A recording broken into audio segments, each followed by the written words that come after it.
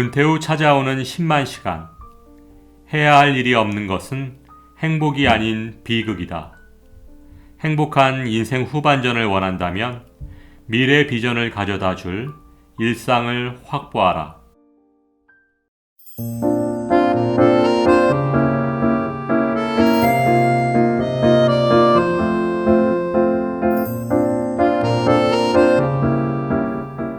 안녕하셨습니까?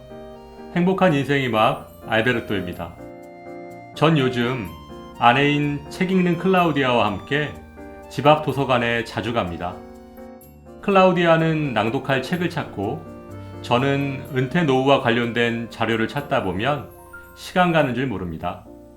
학교 다닐 때 이렇게 공부했으면 아마도 지금 이렇게 고생 안 할 텐데 말이죠.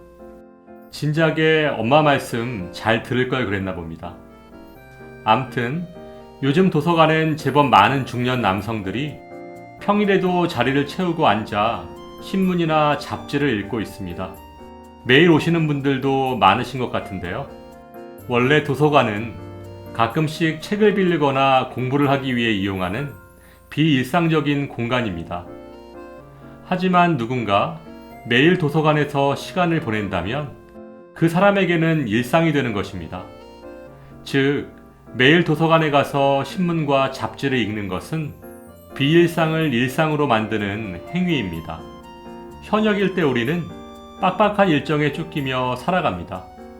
가정, 회사, 동호회 등에서 하루 일정뿐 아니라 주 단위, 월 단위, 연 단위 등 갖가지 일정에 통제당하고 있습니다. 하지만 대부분의 사람들은 시간의 흐름 속에 미래를 생각하며 힘들다는 말을 입에 달고 살면서도 그 일정을 모두 소화해냈을 때 성취감을 느낍니다. 참 아이러니하죠. 극단적인 예이긴 하지만 군대는 그와 정반대입니다. 군인은 복무기간 중 스스로 일과를 결정할 수 없습니다.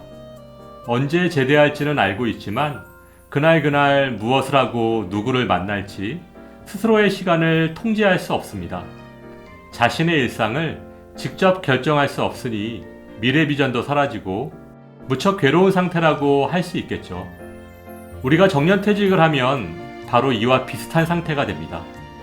처음에는 일상의 속박에서 해방되어 기쁘겠지만 스스로 결정할 일상이 전혀 없는 생활이 매일매일 계속되면서 점점 괴로워집니다. 바로 미래 비전이 조금씩 사라지기 때문인데요. 오늘은 은퇴 후 찾아오는 10만 시간, 평일과 휴일의 구분이 없어지는 10만 시간을 어떻게 보내야 할지 함께 생각해 보도록 하겠습니다.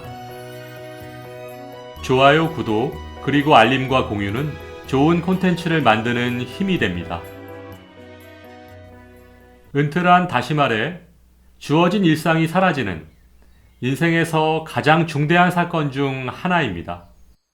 따라서 이를 극복하기 위해서는 스스로 일상을 만들어내야 하는데 직장 생활을 하며 주어진 일상을 사는데 익숙해진 사람은 그러기가 쉽지 않습니다. 만약 은퇴를 앞둔 분들께 정년퇴직 이후에는 무엇을 하고 싶습니까? 라고 물으면 여행이라고 답하시는 분들이 굉장히 많으실 텐데요. 그 이유는 여행이 바로 비일상의 대표적인 전형이기 때문입니다. 그래서 일상에 지쳐있는 현역일 때는 누구나 비일상인 여행을 간절히 바랍니다. 그러나 일상 없이는 비일상도 없습니다. 또한 비일상이 일상이 되면 전혀 즐겁지 않습니다.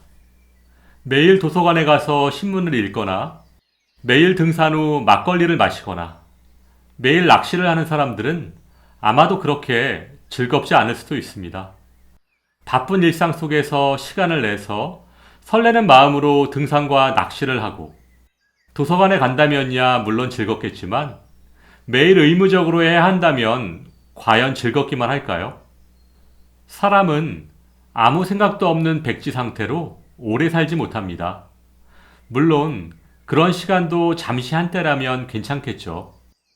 평소에 정신없이 바쁘게 지낸다면 멍하게 있을 시간도 필요하고 아무것도 하지 않는 시간도 의미가 있습니다. 그러나 평소에 할 일이 없다면 멍하게 있을 시간이 필요 없겠죠. 일상이 있어야 비일상이 즐거워지는 것처럼 충실한 시간이 있어야 공허한 시간이 필요해지는 것입니다. 은퇴하면 일하는 시간이라는 충실한 시간이 없어집니다. 물론 일하는 시간은 짜증나고 답답한 시간이기도 하지만 한편으로는 기쁨과 보람을 느끼게 해주는 충실한 시간이기도 합니다. 일하는 시간만큼 성취감을 얻을 수 있는 시간도 없고 일하는 시간만큼 충실한 시간도 없습니다. 사실 퇴직 후 일상에서는 일할 때처럼 충실한 시간을 보내기가 쉽지 않거든요. 그래서 은퇴 후에는 무엇을 해도 재미가 없다는 사람이 많은 거겠죠. 사람은 이처럼 공허한 시간이 이어지는 것을 견디지 못합니다. 그러므로 어떻게든 공허한 시간을 줄이고 충실한 시간을 늘려야 합니다. 그렇다면 어떻게 해야 할까요?